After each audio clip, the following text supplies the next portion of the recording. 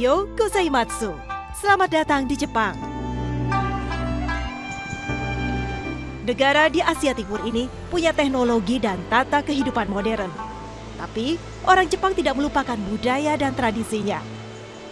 Selama ini kita mengenal Jepang sebagai negara yang disiplin, sibuk dan tepat waktu. Tak heran, saat melihat orang Jepang, kita seperti melihat orang sedang terburu-buru. Di antara lalu lalang dan hiruk-pikuk kesibukan ini, ternyata Islam sempat singgah dan memberi rona kehidupan di negara ini.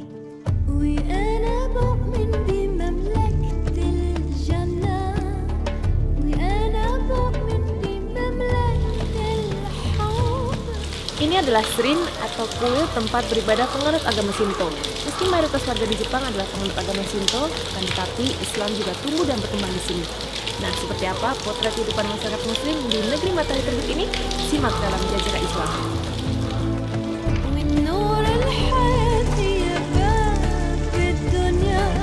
Sebagai agama mayoritas, jamak kita menjumpai Srin atau kuil Shinto di tiap sudut kota di Jepang. Shinto adalah agama kuno yang percaya pada kekuatan benda, alam atau roh. Penganut Shinto datang ke kuil untuk berdoa secara lisan atau menyematkan keinginan mereka di papan kayu kecil ini. Mereka meminta hal-hal duniawi seperti kesehatan, panjang umur, atau lancar rezeki.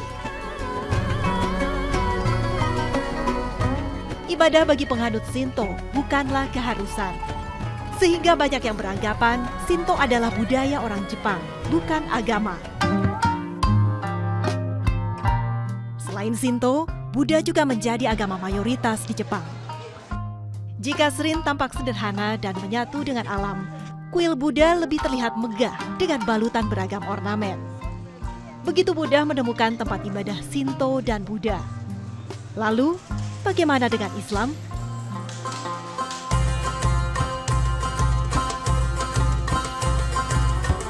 Jika dibandingkan dengan negara lain, Islam di Jepang memang terhitung masih belia. Di negeri matahari terbit ini, hanya ada sekitar 100.000 orang Islam atau 1% dari 127 juta total penduduk Jepang. Sebanyak 10.000 dari 100.000 Muslim Jepang tersebut merupakan warga asli Jepang. Angka yang masih sangat minim.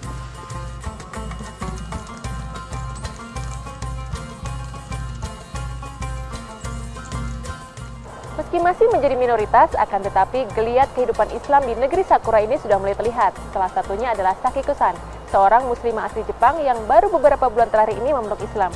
Dan hari ini saya sudah ada janji untuk bertemu dengannya.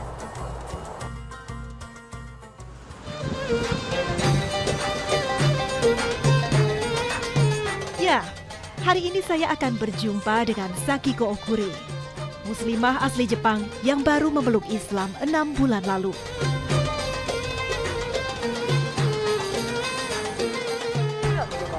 Hai Sakiko. Hai Kiki, how are you? Assalamualaikum. Nice to meet you. Is this your friend? Kiki. Perempuan 22 tahun ini baru saja pulang dari Vancouver, Kanada untuk bekerja selama 1 tahun. How are you? Good. How are you? Yeah. Waiting. Di sana, ia mengenal Islam dari teman-temannya yang berasal dari Arab Saudi. Dan akhirnya, dia mengucapkan kalimat syahadat. You are a Muslim. You Muslim, right? Yeah, I'm When new. did you becoming a mu'alaf? January 24 this year. Oh, this year. Yeah, this So- year. So just three months. 3 months. Yeah. Oh, so how it feel? It's feel better. Like I feel like my life getting wider, like wide. Yeah, and then I don't worry anything. Just asking Allah everything. So it's easy, more like easier. What makes you interested with Islam? To Islam? They're so nice. They have nice heart. They are so lovely, helpful. So they're so nice. Because I had a bad image of Islam, actually, to be honest. Mass media. Yeah, mass media, but it was not right, not correct. Bukan keputusan mudah bagi Sakiko menjadi seorang muslimah. Dia harus menyembunyikan keimanannya, bahkan dari keluarga terdekat, termasuk ayahnya. My father, he doesn't know that I am Muslim. It's not time to tell yet. Yeah, maybe inshallah sooner. It's better, but I'm afraid he will say no. Like, he can't say no, of course, but yeah, it's difficult in Japan. Di Jepang, ada kekhawatiran bagi keluarga Muslim mendapat perlakuan buruk dari warga sekitar. Islamofobia atau ketakutan akan segala yang berbau Islam sempat menghantui warga Jepang semenjak peristiwa 9/11. Beruntung, Ibu Sakiko memaklumi keputusannya. She understands me. So she doesn't choose pork when she go to grocery store. She doesn't choose pork wings. Di antara teman-temannya, hanya satu yang mengetahui tentang keislamannya. Honoka menghargai dan menghormati keputusan sahabat yang sudah dikenalnya 3 tahun ini. Kini, ia semakin mantap menyandang predikat muslimah setelah mendapatkan sertifikat muslim dari Masjid Jambi Tokyo.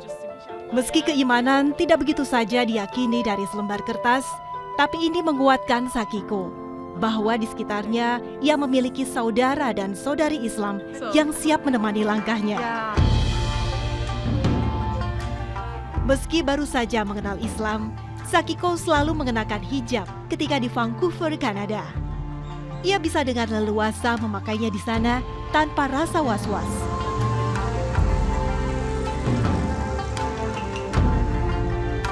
Sayang, keadaan berkata lain saat ia kembali ke Tokyo. Dengan berat hati, Sakiko terpaksa melepas penutup kepalanya saat di rumah atau keramaian. Sekarang kita mau pergi ke department store, mau ke tempat ramai, jadi Sakiko harus melepas hijabnya karena kan banyak orang yang melihat dan karena dia terlihat berbeda karena memakai hijab, jadi dia harus melepas hijabnya.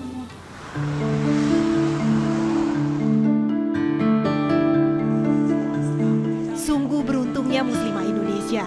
Mereka bisa dengan mudah memakai hijab kapan dan di mana saja.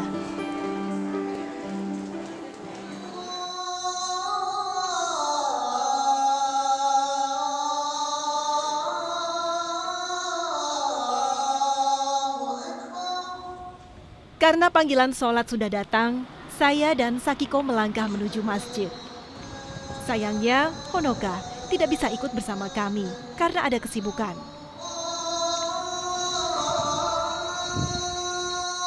Teringat ucapan Sakiko bahwa ia hanya mengenakan hijab untuk menutup aurat ketika sholat. Saya menyiapkan sebuah kejutan untuknya. Dan mukena menjadi barang asing di tangan Sakiko karena ia belum pernah memakainya. Tidak heran, perempuan yang kini tengah menyelesaikan studi Diploma 3 Pariwisata ini terlihat bingung dengan cara memakainya.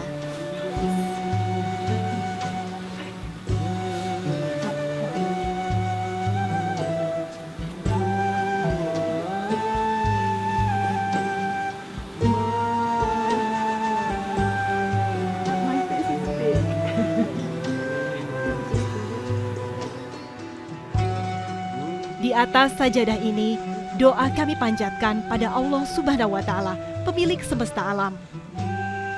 Terasa istimewa karena bisa menjalankan sholat bersama sahabat baru di negara dengan Islam menjadi minoritas.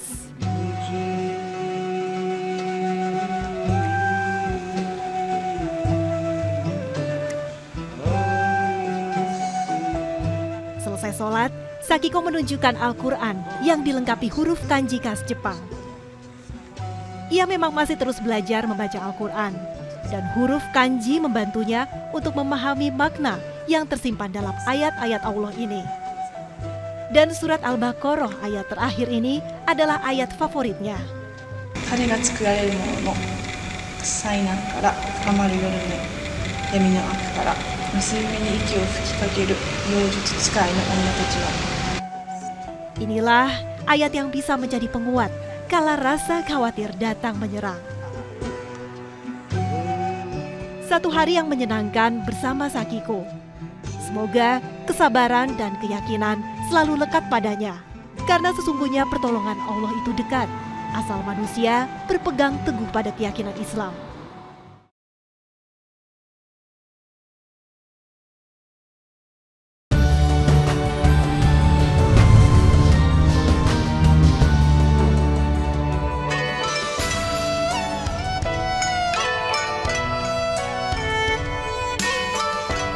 Kini, Islam mulai memberi warna bagi negeri Jepang.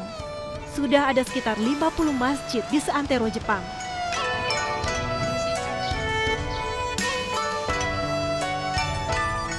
Dan di area Shibuya inilah masjid terbesar di Tokyo berada.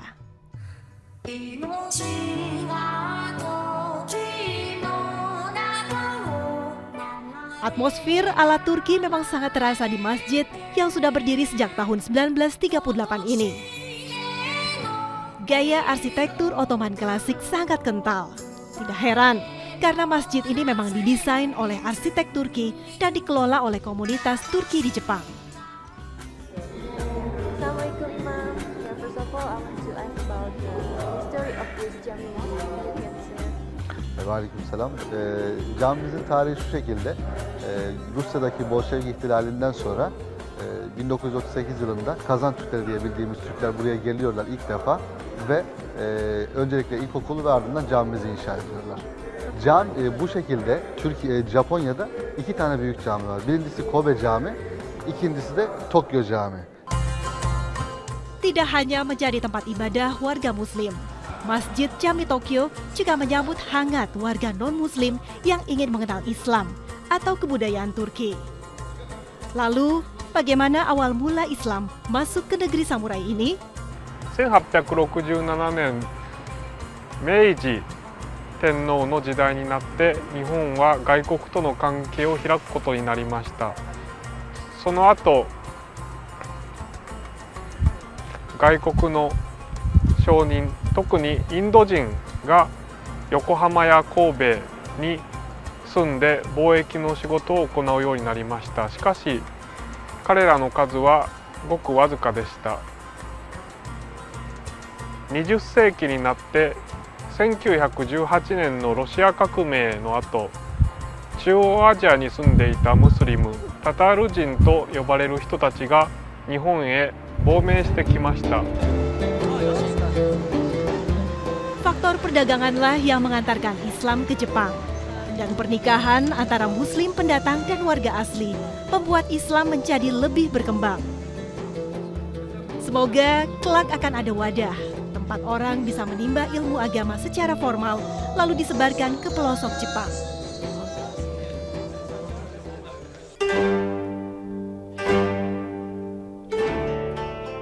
Tapi titik terang bagi warga Muslim di Jepang dapat kita temukan di sisi yang lain, yaitu pemakaman. Bukan perkara mudah mendapatkan lahan untuk mengubur jenazah, karena budaya Jepang mengenal kremasi atau membakar jasad orang yang sudah meninggal. Beruntung, kini mulai bermunculan tempat pemakaman bagi warga Muslim. Namun, harga tanah yang menjulang tinggi masih menjadi ganjalan. Dengan ukuran 1,2 meter persegi, Muslim Jepang harus rela merogoh kocek 1.500.000 yen atau 150 juta rupiah. Ini belum termasuk uang sewa sebesar 2 juta rupiah per bulan. Angka yang fantastis untuk sebuah pemakaman. Tidak mudah memang untuk menjadi seorang Muslim di Jepang, bahkan ketika mereka sudah meninggal, karena di sini area pemakaman sangat sulit didapatkan dan harga yang dibayar pun juga sangat tinggi. Namun tidak jarang kita lihat dalam satu makam terdapat 2 jenazah seperti ini.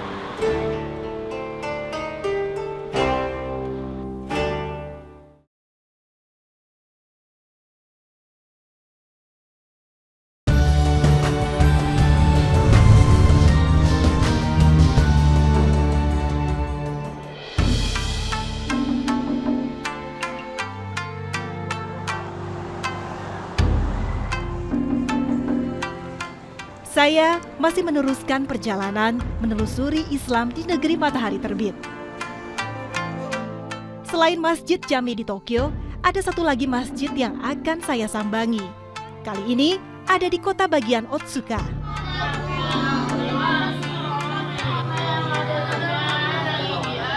Kebetulan hari ini ada kelas mengaji.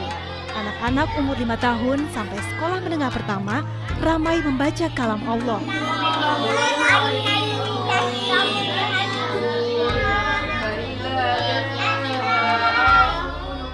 Hingga saat ini, belum ada satupun sekolah Islam di Jepang. Semoga masjid ini bisa menjadi jembatan untuk melahirkan tunas baru calon juru dakwah. Yashhadul muqarrabun innal abrara alal araiki yanzurun. Nah, selain digunakan sebagai tempat beribadah dan juga tempat belajar mengaji, di Masjid Otsuka ini juga sering menjadi tempat kunjungan bagi warga Jepang yang ingin menjadi mualaf dan untuk melaksanakan pernikahan. Dan kabarnya hari ini akan ada sepasang calon pengantin yang akan datang ke Masjid Otsuka ini.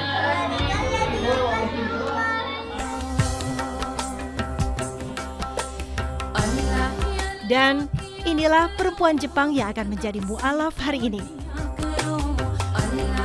Ia datang hanya ditemani calon suaminya. Ya, hari ini saya mendapatkan kesempatan yang sangat istimewa karena saya bisa menyaksikan secara langsung saudari dari Jepang bernama Chihiro mengucapkan dua kalimat syahadat di Masjid Otsuka ini, dan kemudian nanti akan melangsungkan pernikahan juga dengan seorang pria dari Pakistan. Dan sekarang ini kita sedang sibuk menyiapkan beberapa berkasnya. Chihiro Suzuki, itulah nama lengkapnya. Perempuan berusia 26 tahun dari Shizuoka ini sudah bertekad bulat memeluk Islam karena pilihan hatinya. Rasa gugup terpancar dari raut Chihiro karena babak baru dalam hidupnya yang penuh rahmat akan dimulai sesaat lagi. So no, you cannot say any special reason that somebody is going to interested in Muslim, as we believe this is hidayah come from God. So I mean, she feels something. So Ashhadu 真似して言ってください。An La ilaha illallahu wa ashhadu anna Muhammadan abduhu wa rasuluh. Ya. おめでとうございます。あなたはムスリムになりました。 Alhamdulillah, rasa lega seperti menyeruak pada diri Chihiro.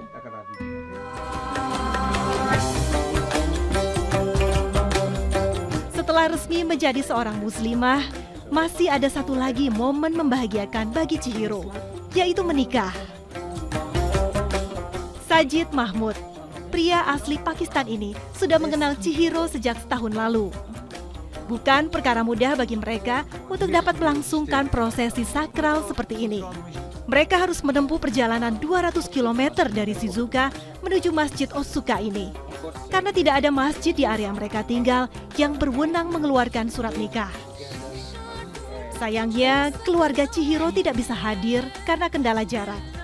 Tapi bukan berarti restu tidak diberikan. Didampingi para wali dan saksi, ijab kabul pun dimulai. Prosesi pernikahan yang sangat sederhana tapi sangat syarat makna. Brother Sajid Mahmud in presence of Wali, Brother Muhammad Arifin, and two witnesses, Brother Farooq and Brother Shahid. Are you willing to accept Sister Chihiro Suzuki as your wife while giving her 5 man yan as a dowry according to Islamic Sharia and Quran and Sunnah? yes, Alhamdulillah. Okay, thank you. Jazakallah khair. Congratulations to both of you. おめでとうございます。イスラムのレベルに従って私は وما له أو كما قال صلى الله عليه وسلم ويقول صلى الله عليه وسلم النكاح من سنتي فمن رغب عن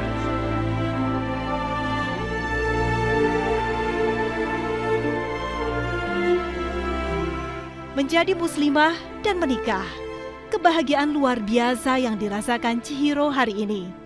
Dan semoga Allah senantiasa membimbing mereka menuju pintu kebahagiaan yang hakiki.